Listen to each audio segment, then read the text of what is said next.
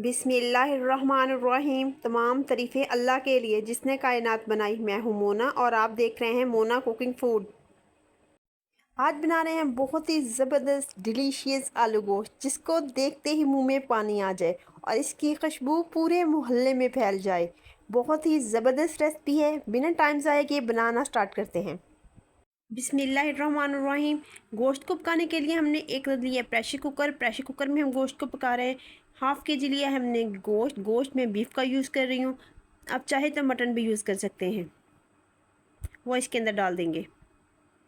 इसके साथ ही हम 2 अदद प्याज कटिंग किए हुए इसके साथ डाल देंगे और 20 से 25 अदद लहसुन के जवे वो डाल देंगे।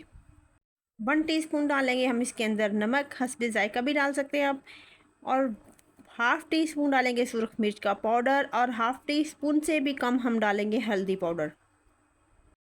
हाफ़ लीटर ही हम इसके अंदर पानी डालेंगे और इसे अच्छे से मिक्स करके इसको पकने के लिए चूल्हे पे रख देंगे। प्रेशर कुकर को हम फ़ौरी तौर पर बंद नहीं करेंगे, बल्कि जोश आने का वेट करेंगे।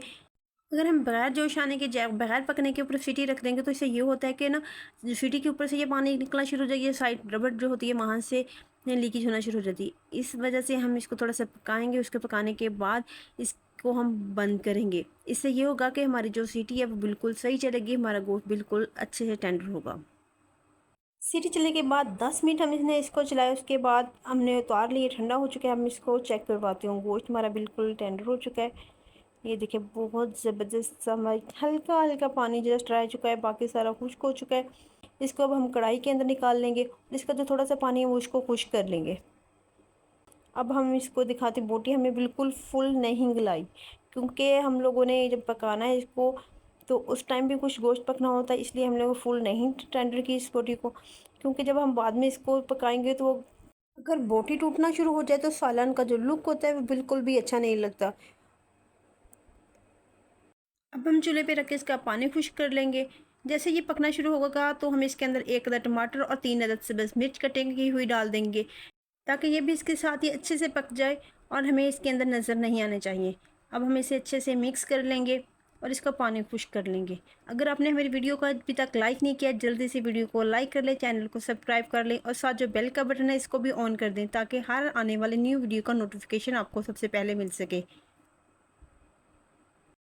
पानी हमारा तकरीबन ख़त्म हो चुका है। अब हम इसके अंदर 1 प्याले कुकिंग ऑयल की डालेंगे और इसकी भुनाई करेंगे। अब भुनाई हम इसकी बहुत अच्छे से करेंगे। 4 से 5 मिनट हो चुके हैं हमें सालन को भूनते हुए। ये देखिए कितना ज़बरदस्त इसका कलर आया, कितना खूबसूरत कलर है। कमेंट्स करके ज़रूर बताया कीजिए आपको हमारी रेसिपी कैसी लगी, क्योंकि आपके कमेंट्स पढ़ के बहुत अच्छा लगता है हमें।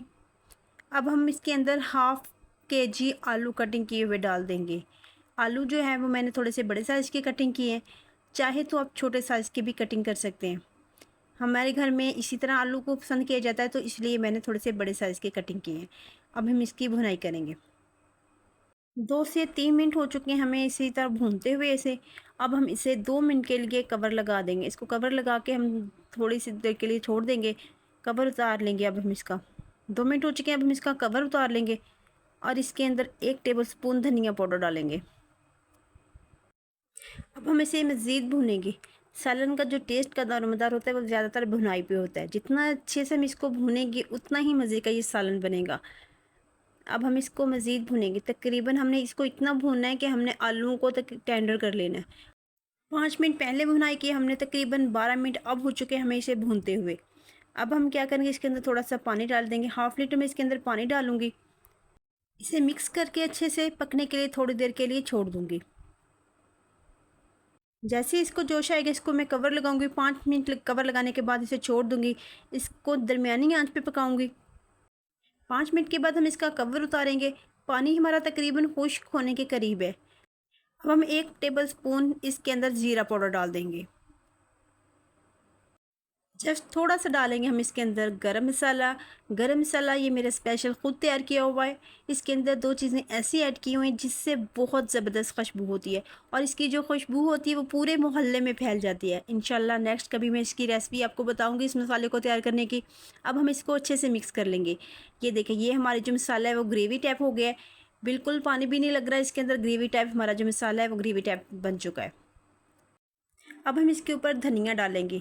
धनिया डाल के हम इसको मिक्स नहीं करेंगे, बल्कि धनिया डालने के बाद इसको हम कवर लगा देंगे और 2 मिनट दम वाली आंच पे रहने देंगे। इससे ये होता है कि धनिया की जो खुशबू होती है ना, वो बहुत ज़बरदस्त खुशबू जो होती है वो बाहर निकल के आती है।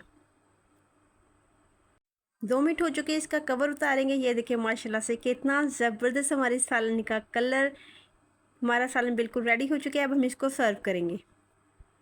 बहुत ज़बरदस्त खुशबू है इसकी। आप भी इसे ज़रूर बनाइएगा। जब आप बनाएंगे तो आपके मोहल्ले वाले भी आपसे आके पूछेंगे कि आप लोगों ने आज क्या बनाया है कि आपके घर से इतनी ज़बरदस्त खुशबू आ रही है।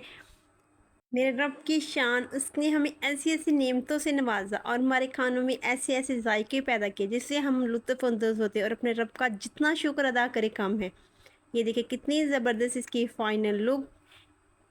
और इसका ऑयल चेक कर सकते हैं। ये देखिए बिल्कुल ऊपर ऑयल आ चुका है, हालांकि हमने एक प्याली ऑयल की डाली थी।